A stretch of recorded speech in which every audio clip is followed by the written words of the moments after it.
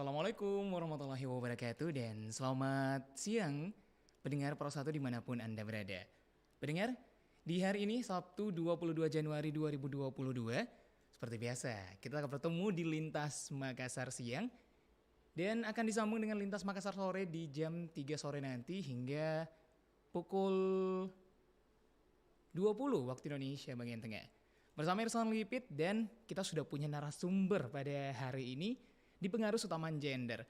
Satu lagu dulu untuk Anda pendengar, sembari nanti kita akan menyapa bersama Ibu Laurencia Ika. Beliau adalah salah satu tokoh yang menginspirasi sekali dan akan banyak ngobrol bersama dengan beliau. Tapi nanti.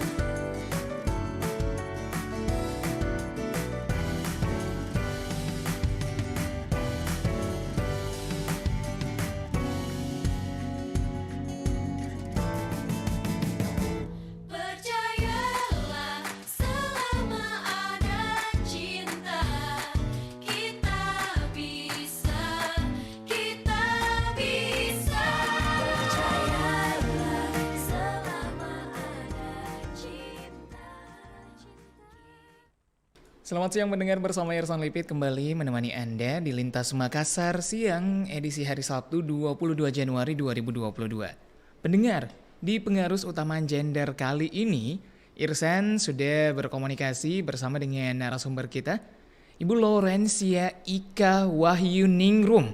Beliau ini adalah, aku bilang sebagai tokoh yang patut untuk menginspirasi kita. Menjadi seorang ibu dari 3 anak dan punya banyak cerita, akhirnya mendirikan suatu rumah belajar sekolah Cinta Hati Bunda di Sidoarjo. Dan ini sekolah untuk anak berkebutuhan khusus. Saya akan coba deh mengobrol bersama dengan narasumber kita. Saya coba menyapa beliau dulu. Selamat siang Ibu Laurencia Ika. Halo, selamat Selamat siang siang. Bu, apa kabar Ibu sehat? Sehat. Sehat. Bagaimana dengan ketiga adik-adik saya yang ada di rumah sehat-sehat juga? Ya, sehat semuanya, Sehat sehat dan semua. bahagia. Luar biasa. Ibu Laurencia Ika menjadi seorang ibu dari anak berkebutuhan khusus tentu tidak mudah dan pasti banyak cerita dan akhirnya memilih untuk bisa membangun sekolah yang khusus untuk anak berkebutuhan khusus. Cerita awalnya dong Bu nih, Bu Laurencia sampai akhirnya pengen memiliki sekolah untuk anak berkebutuhan khusus. Ya, terima kasih Mas Irfan ya. Betul Irsan, ya, iya Mas iya. Irsan ya, Iya, Mas Irsan. Oke, terima kasih Mas Irsan. Ya, jadi saya ini seorang ibu dengan tiga anak gitu ya, tiga anak yang disleksia gitu. Disleksia itu adalah gangguan membaca, gitu. Gangguan membaca khususnya gangguan berbahasa khususnya membaca dan menulis begitu.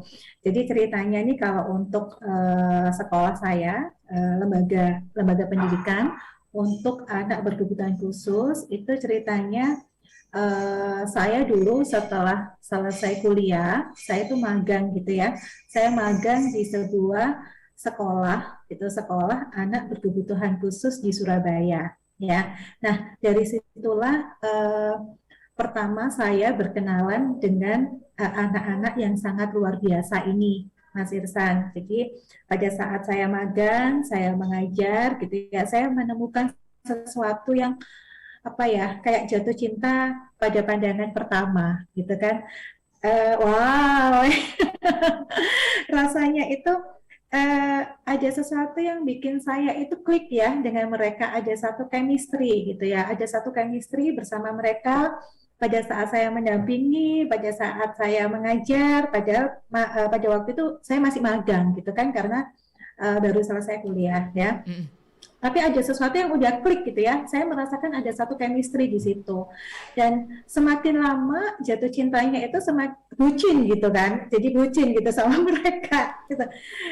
Dan ternyata pada saat saya mendampingi dan mengajar itu saya merasakan bukan hanya anak-anak saja yang saya dampingin yang mendapatkan sesuatu dari saya gitu iya. ya, tetapi justru saya itu merasa bahwa saya mendapatkan banyak hal dari anak-anak ini gitu.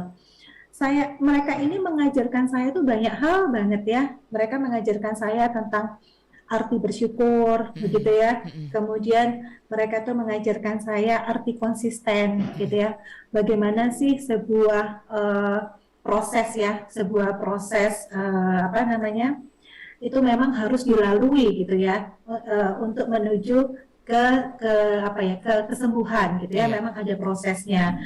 Kemudian saya juga belajar di sana, belajar bagaimana saya bisa lebih menghargai sebuah perbedaan gitu ya.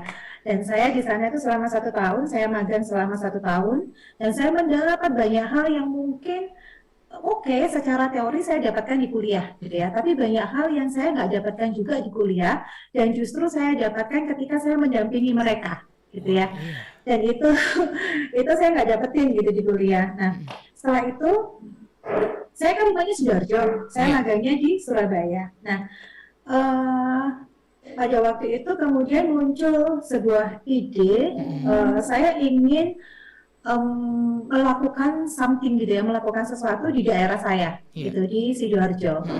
Akhirnya berbekal saya magang, kemudian saya kursus-kursus, saya ambil diploma juga untuk manajemen anak berkebutuhan khusus. Akhirnya dengan tekad tekad tekad bulat gitu Iya. ya, tekad bulat, saya akhirnya pakai uang uang saya Wah, gitu, iya. saya beli meja hanya satu aja, satu meja sama satu kursi gitu ya. Saya mulai dari rumah. Jadi ada di rumah saya itu ada satu ruangan kosong gitu di belakang gitu. Ya udahlah, aku pakai ruangan ini, saya pakai ruangan ini untuk proses belajar mengajar. Iya. Murid saya yang pertama adalah anak autistik usia 3 tahun gitu ya, berasal dari keluarga yang tidak mampu, orang tuanya single parent gitu ya. Iya. Waktu itu anaknya nonverbal, autistik nonverbal, itu murid saya pertama. Iya. Saya terima murid saya pertama, dan waktu itu saya hanya digaji cuma 150 per bulan.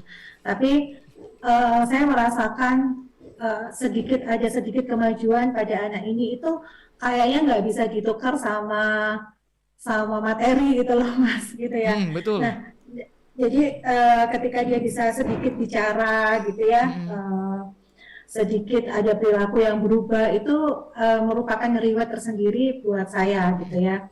Nah, dari situlah mungkin saya nggak pasang pelang, nggak pasang plakat gitu ya. Nah, karena memang kemudian si anak ini lumayan berhasil, kemudian si mama ini memberitahu mama yang lain. Nah, seperti itu. Akhirnya saya beli satu lagi meja sama kursi, seperti itu. Dan akhirnya yang pertama adalah kontrak rumah, karena sudah ada sekitar 8 anak. Itu sih Wah, awalnya. jadi pelan-pelan, benar-benar pelan-pelan ya. Ya, memang betul-betul dari awal banget gitu. Aku Seperti panggilnya itu. Bunda Lawrence aja deh, Boleh, lebih boleh ini Bunda ya. Ika. Oh, Bunda Ika ya, panggilannya Bunda Ika. Ya, Oke, Bunda Ika. Nah, Bunda, ini kan dari kuliah emang artinya sudah mengambil emang jurusan khusus untuk anak berkebutuhan khusus begitu. Dulu kuliahnya di psikologi sih. Oh, Jadi Heeh. Terus psikologi. Terus magangnya di kemudian sana. terus magangnya itu aku di sekolah anak berkebutuhan Nah, khusus. nah Nah, ini pada yang menarik gimana nih, gimana? menjadi seorang jurusan psikologi, mahasiswa psikologi sebenarnya kan tuh Fakultas, luas luas. banget kalau psikologi. Nah, kenapa sih jadi milihnya berkebutuhan khusus gitu sih, Bunda Bunda Ika? Untuk sebagian orang bahkan menganggap anak berkebutuhan khusus itu kan masih banyak dipandang sebelah mata bagi sebagian orang. Ya. Sebagian orang masih banyak menganggap sebelah mata dan berurusan langsung terjun dengan anak berkebutuhan khusus tuh bukan hal yang mudah itu Bunda. Iya. Justru itu, Mas, justru itu. Ya. Karena pada saat itu saya melihat banyak teman-teman saya justru milihnya misalnya psikologinya ke industri ya, Betul. ke perusahaan gitu ya, HRD gitu ya. Justru karena saya pikir kalau yang perusahaan, yang lain-lain itu sudah banyak yang menghandle, yang menangani. Tapi untuk anak-anak berkebutuhan khusus zaman saya dulu ya, 18 tahun yang lalu gitu.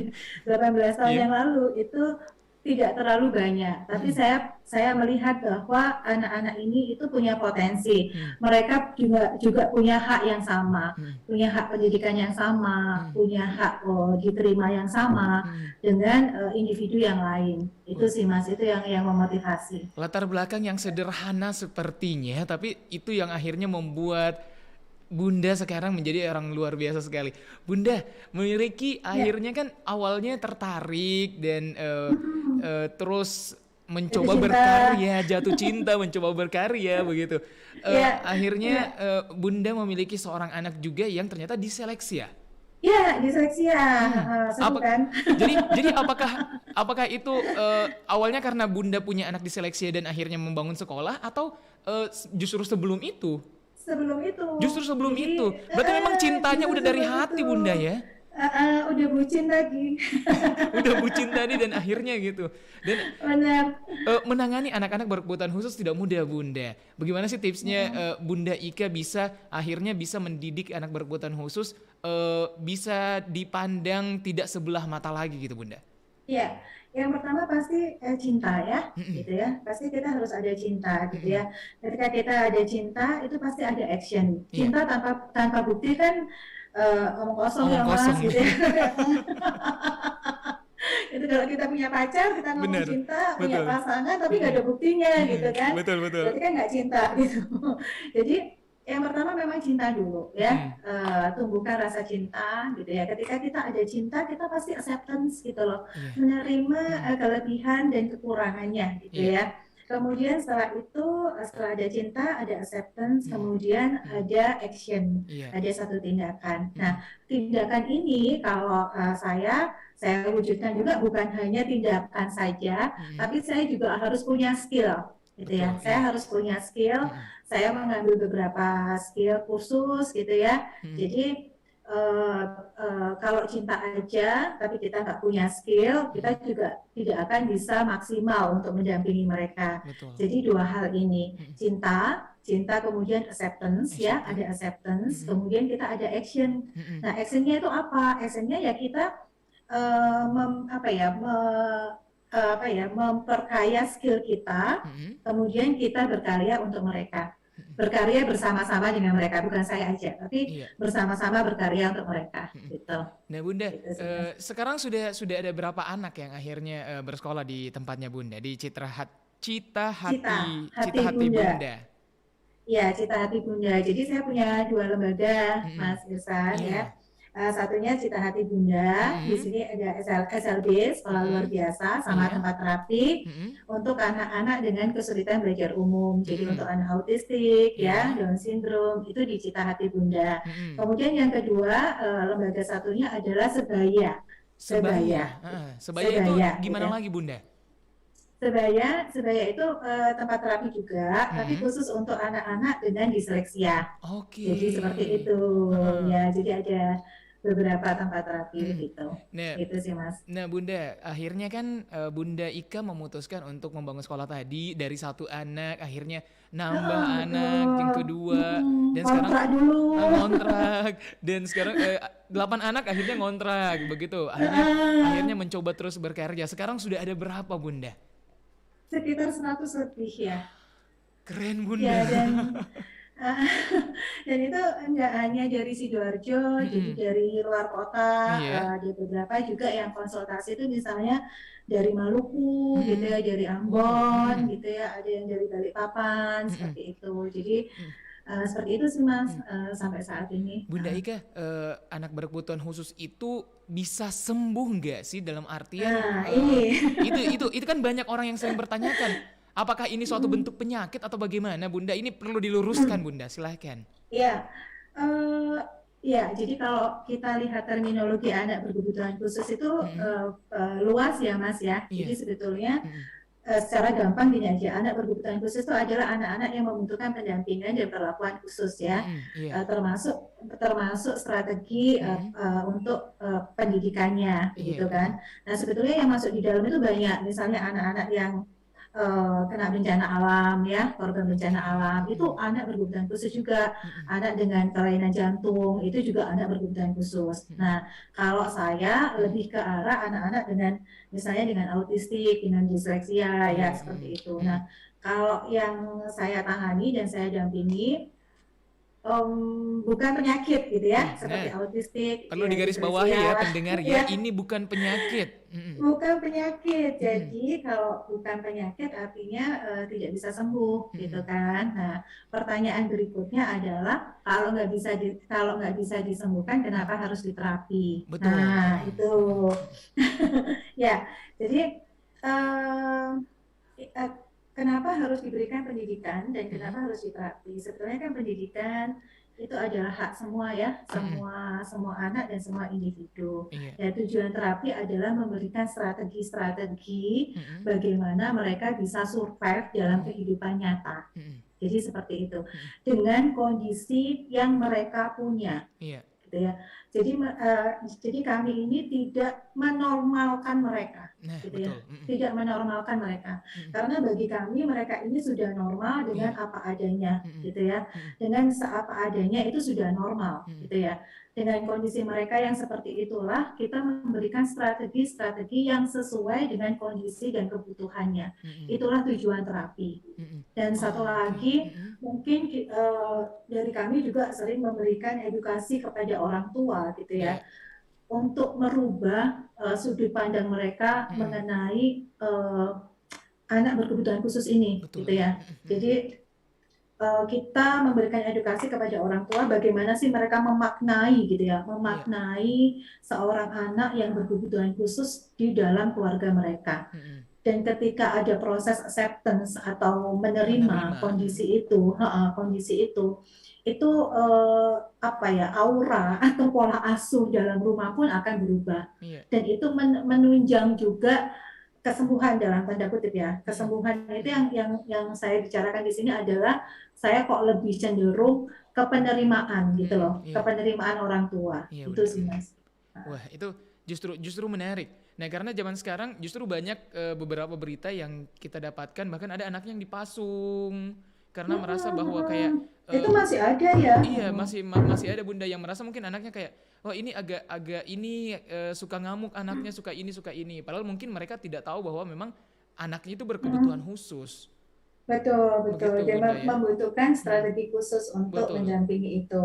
Betul Ya, sekali Bunda. ya. Nah Bunda, kapan akhirnya sebaya terbentuk? Kenapa nggak disatuin aja gitu cita hati Bunda dan juga sebaya? Kenapa harus dipisahkan akhirnya?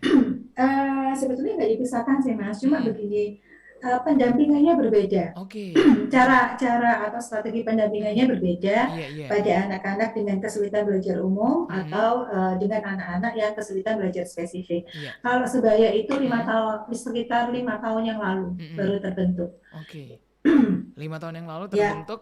Itu karena apakah karena anaknya Bunda tadi yang memang diseleksi ya?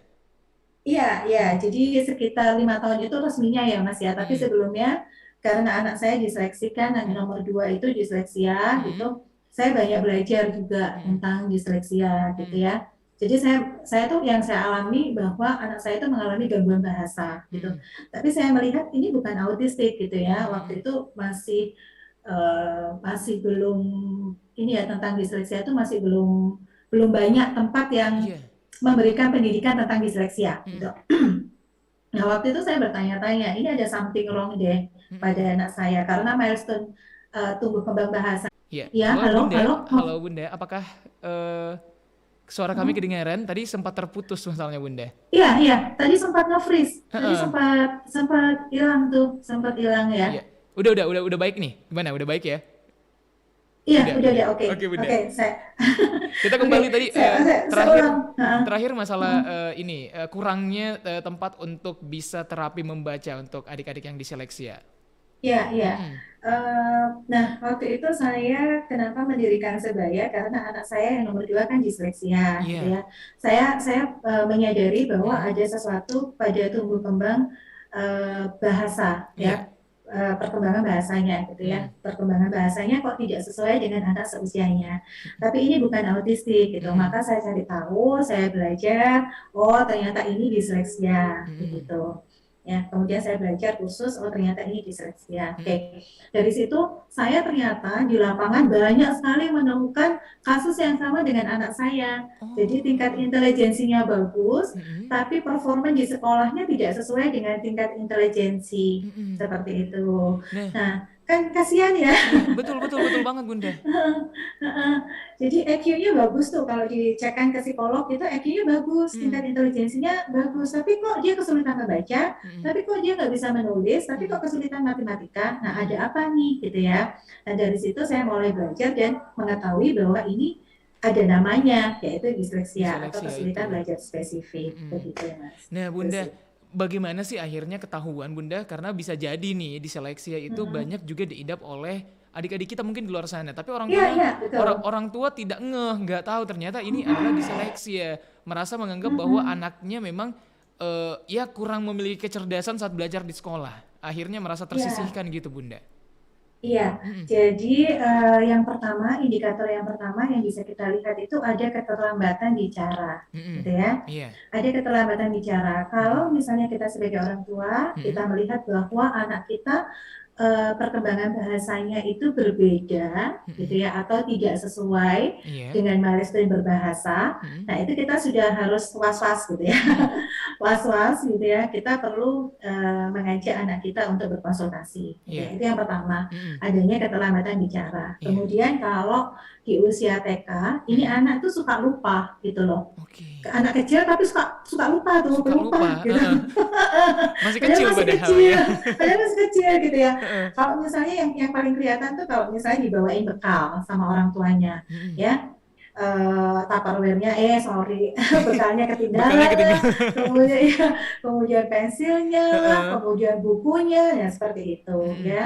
Kemudian yang ketiga, mereka ini kesulitan mengikuti instruksi majemuk. Mm-mm. Jadi kalau diinstruksi lebih dari satu, Mm-mm. mereka nggak apa kayak kayak apa ya, kayak nggak paham gitu Mm-mm. ya, Mm-mm. seperti tidak paham. Mm-mm. Kemudian yang ketiga keempat koordinasi motoriknya. Mm-mm. Jadi anak ini tuh kalau misalnya di TK itu kan ada baris berbaris ya, Betul, atau iya. mungkin apa namanya menari gitu Mm-mm. ya, atau senam bersama. Nah anak ini tuh ya kalau temennya ke kanan dia ke kiri, jadi bingung konsep kanan kiri. Ini yang bisa kita Oke. lihat Mm-mm. di usia TK.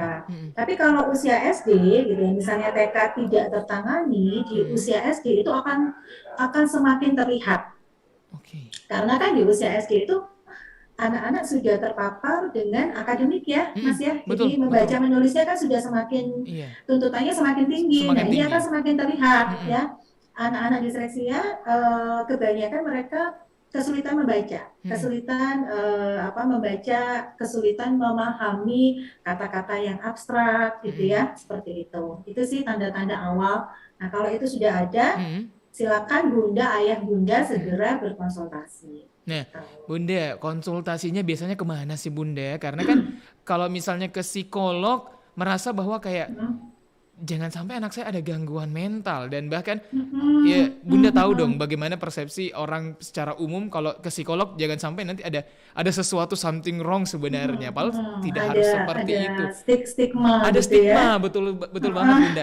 Nah, jadi akhirnya gimana Bunda sebagai untuk ayah dan juga Bunda di rumah sana mungkin yang lagi mendengarkan kita ingin mengkonsultasikan anaknya itu sebaiknya kemana sih Bunda?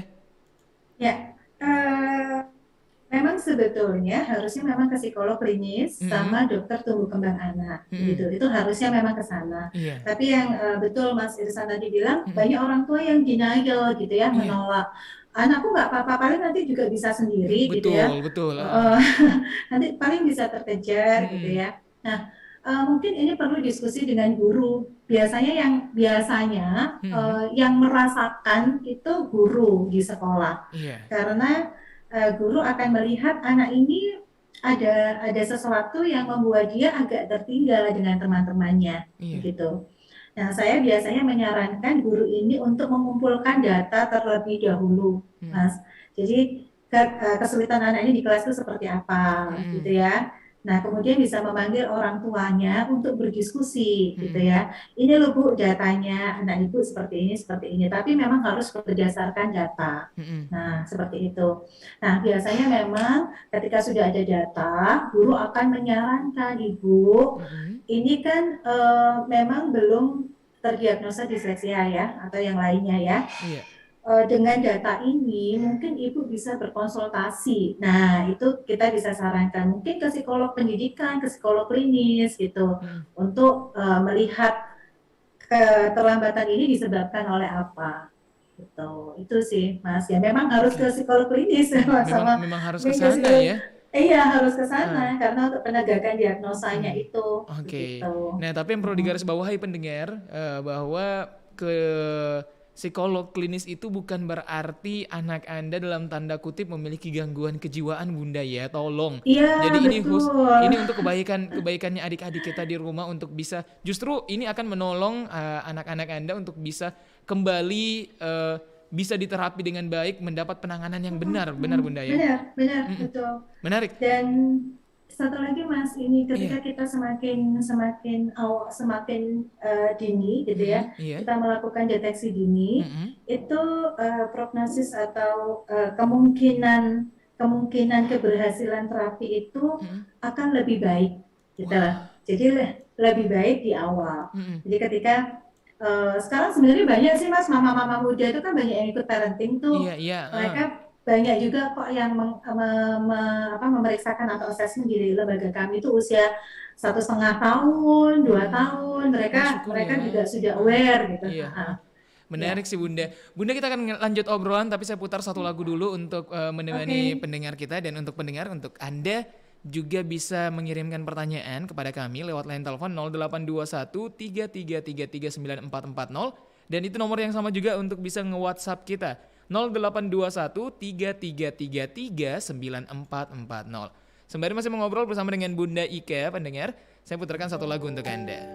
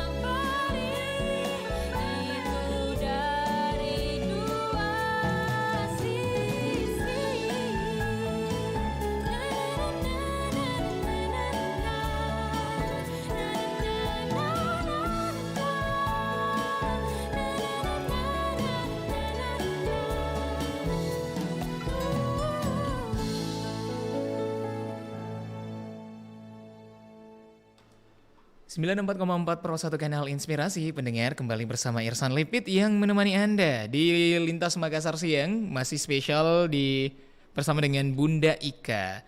Bunda Ika masih bersama kah? Iya, Iya, masih bersama.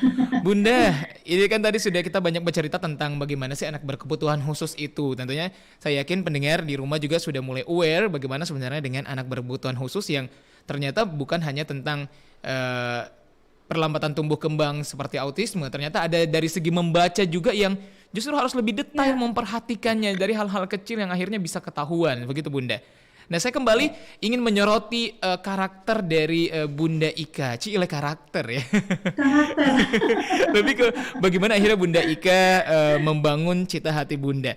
Nah, Bunda, eh, apa sih sebenarnya akhirnya yang membuat Bunda kan tadi sudah membangun, udah pindah, udah sewa rumah dan akhirnya makin bertambah. Tentunya sewa rumah lagi itu kayaknya sudah tidak cukup deh kalau misalnya hanya menyewa rumah. Iya, iya. Heeh. Jadi akhirnya setelah sewa rumah itu makin bertambah dong, seperti yang kata Bunda Ika tadi, saling manggil akhirnya. Iya, iya. Mm-mm. Eh, iya, perjalanan selama hampir hampir 18 tahun ya. delapan Mm-mm. belas tahun itu perjalanan luar biasa juga sih buat saya, Mas. Mm-mm. Jadi dari awalnya itu benar-benar yang di rumah gitu ya. Mm-mm. Di rumah hanya satu anak. Iya. Kemudian saya kontrak rumah kecil gitu ya, Mm-mm. rumah Mm-mm. sederhana gitu. Mm-mm.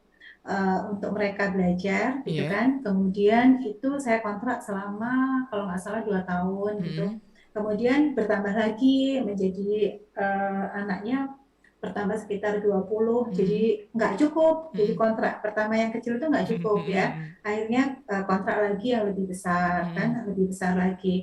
Sampai satu ketika saya bisa nabung dan bisa beli tanah, Mas. Mm-mm. Jadi beli sebuah tanah nggak Mm-mm. gede sih, hanya 180 meter persegi, Mm-mm. tapi udah lega karena tanah sendiri gitu Betul, kan. iya. Heeh. Udah lega punya tanah sendiri, aku bangunlah sebuah lembaga pendidikan di Mm-mm. situ gitu Mm-mm. ya. Saya bangun lembaga pendidikan, nggak sampai setahun tuh Mas, sekolah saya yang milik sendiri itu terbakar. Aduh, Seru.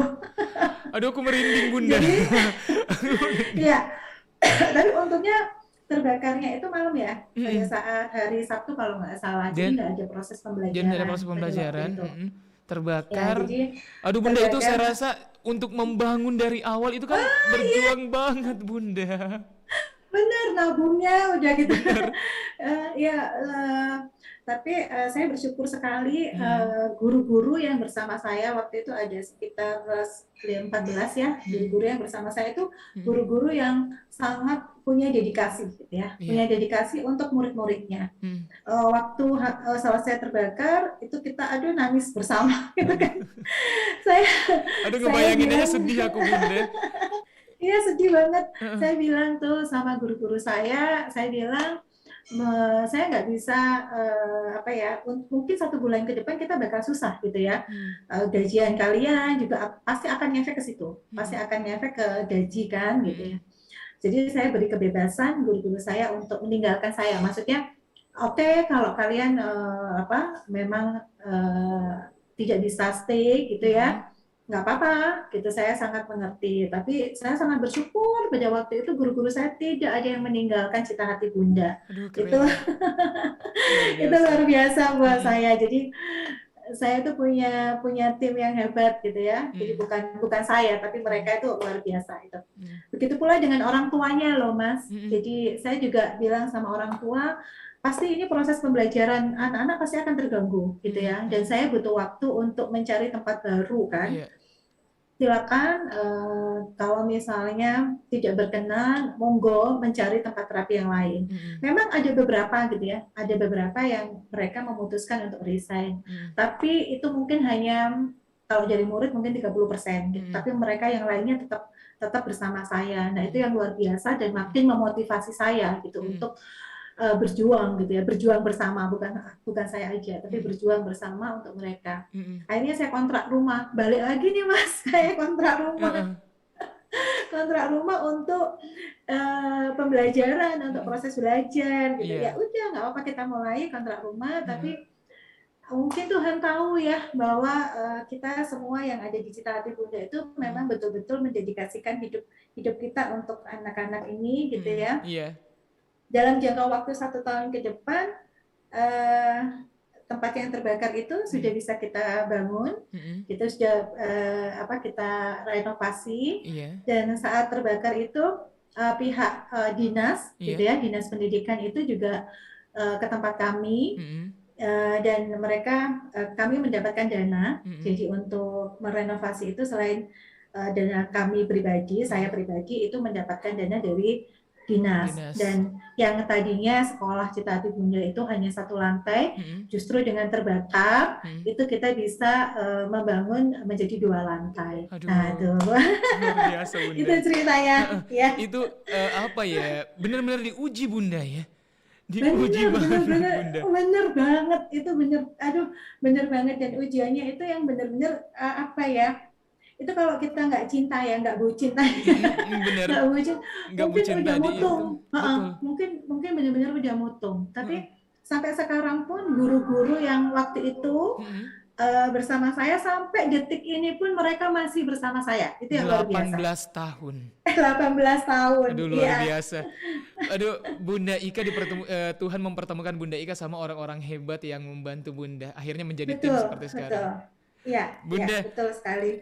Titik terendah yang menurutnya Bunda alami selama karirnya itu berarti yang kemarin ya, pada saat kebakaran itu, atau mungkin ada yang lebih hebat dari itu? Itu sih waktu kebakaran itu ya. Terus kalau yang sebenarnya kalau terbakar itu oke lah kita sedih gitu ya. Tapi karena saya punya tim yang hebat gitu ya, dan itu memotivasi saya. Tapi sebetulnya ada hal yang paling sedih itu ketika orang tua, ketika orang tua itu tidak bisa acceptance tentang kondisi anaknya. Itu sebenarnya yang bikin kami, bukan saya aja, tapi guru-guru itu sedih gitu loh, Mas. Masih ada yang seperti itu emang Bunda Ika? Masih. Jadi masih ada yang seperti itu. Tidak acceptance itu seperti apa sih Bunda, dalam artian yang pernah Bunda alami? Ya, tidak acceptance itu misalnya akhirnya mereka melakukan, saya memahami sih sebagai orang tua gitu ya, mereka akhirnya melakukan terapi-terapi yang justru ini loh, justru tidak membuat anak-anak mereka itu berkembang dengan baik, gitu ya. Itu banyak sekali yang seperti itu, gitu ya. Tapi ya saya bisa memahami, memaklumi, karena proses untuk menjadi acceptance itu memang harus melalui proses denial, gitu ya. Betul. Proses marah, gitu, proses kemudian mungkin sedih yang berlebihan, gitu ya. Memang ada prosesnya, ada fase-fasenya. Tetapi fase-fase ini sih kami berharap memang masing-masing orang tua memang berbeda, tapi ada yang sampai bertahun-tahun gitu loh, Mas. Ya.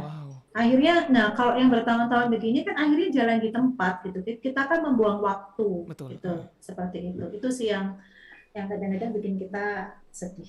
Bunda, selain anak-anak yang diterapi, untuk orang tua sendiri, Bunda ada nggak sih layanan yang diberikan sama Cinta Hati Bunda untuk membantu orang tua untuk bisa acceptance anaknya? Karena itu kan bukan hal yang mudah, Bunda.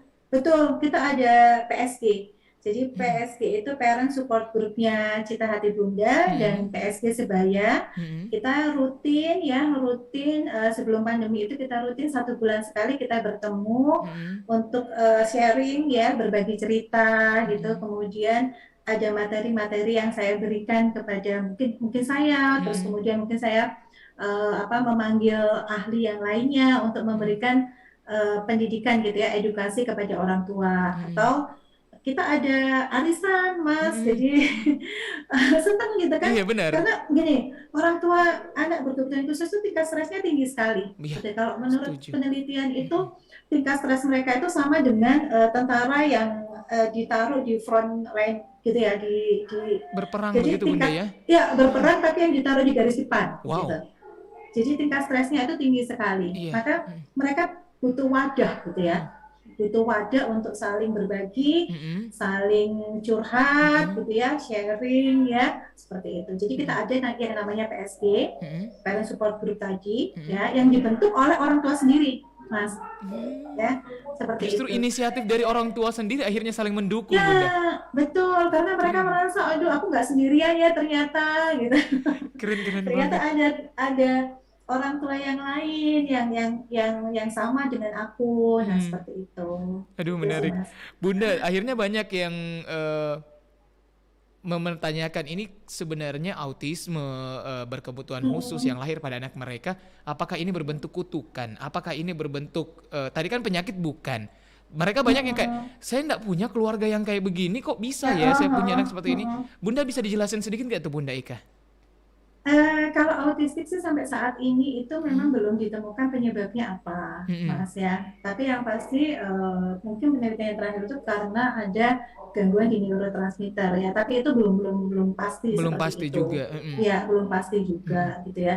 Jadi ini bukan merupakan kutukan gitu hmm, ya, hmm. bukan merupakan apa namanya, ya Kan bukan biasanya kutukan banyak lah ya. mitos-mitos tuh Bunda kan. Oh Heeh, ini heeh. kamu kayaknya pernah kayak gini, pernah Karma gitu ya. begini. Betul.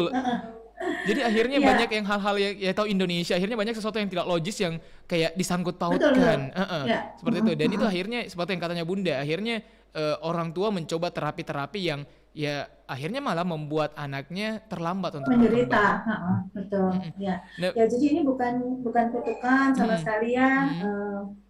Justru kalau saya melihatnya sih justru mereka ini berkah gitu ya. Mereka ada di berkah. keluarga kita itu pasti ada sesuatu yang ingin Tuhan ajarkan kepada kita gitu keluarganya.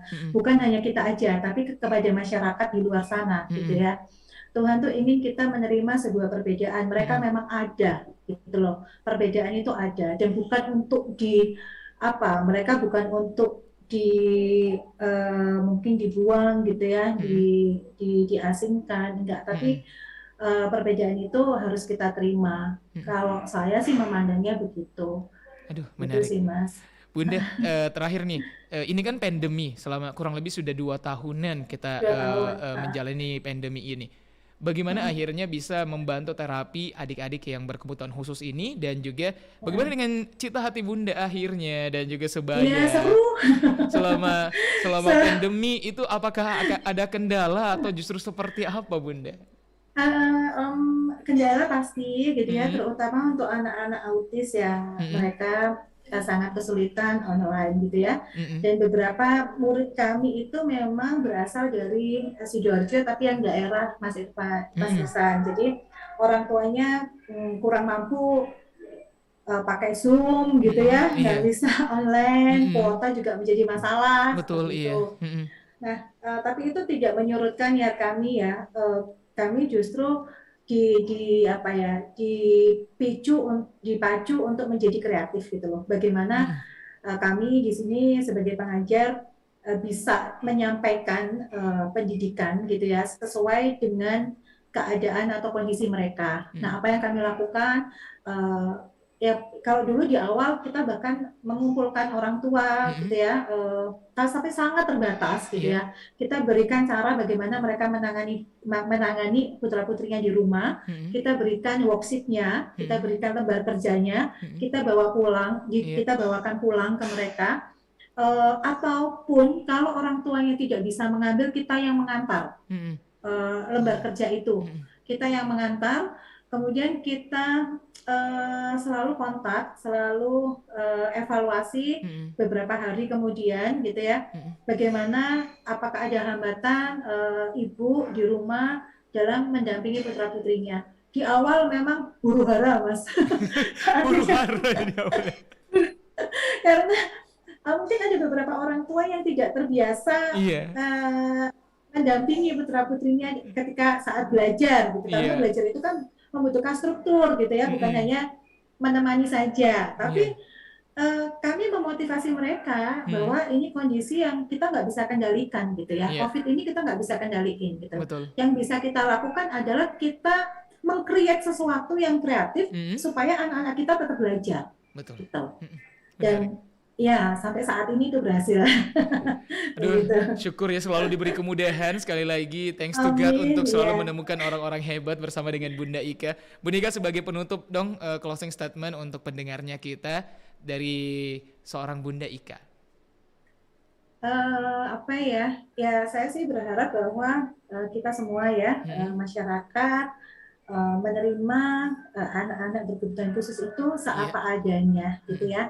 Dengan kondisi kelebihan dan kekurangan mereka, Mm-mm. gitu ya, kita terima dengan lapang dada, gitu Mm-mm. ya. Kemudian yang kedua, untuk orang tua ini pesannya segera berkonsultasi ketika mendapati putra putrinya itu ada satu perkembangan yang memang tidak sesuai dengan milestone-nya seperti Iya. itu supaya tidak terlambat mas gitu Tidak ya. terlambat. Dan ini kita harus kerjasama semua Mm. dari orang tua, pengajar, kemudian lapisan masyarakat ya Mm-mm. semua dan mungkin juga ini ya untuk pemerintahan juga. Ini Mm-mm. kan kita kalau ngomong menangani anak berkebutuhan khusus nggak bisa sendiri gitu loh. Betul, iya. Kita semua harus bersinergi Mm. gitu sih. Oke, terima kasih banyak Bunda Ika sudah hadir di siang hari ini mengajarkan kita banyak hal yang menarik. Pendengar, saya mengutip perkataan dari Bunda Ika, anak berkebutuhan khusus adalah berkah yang diberikan Tuhan untuk memberitahu kita dan bisa membuat kita memahami arti dari perbedaan. Terima kasih banyak Bunda Ika sudah menemani kami. Kami berdua Sama-sama. pamit undur diri pendengar. Saya Irsan Lipit bersama dengan Bunda Ika pamit undur diri. Assalamualaikum warahmatullahi wabarakatuh dan selamat siang. Selamat siang, Mas.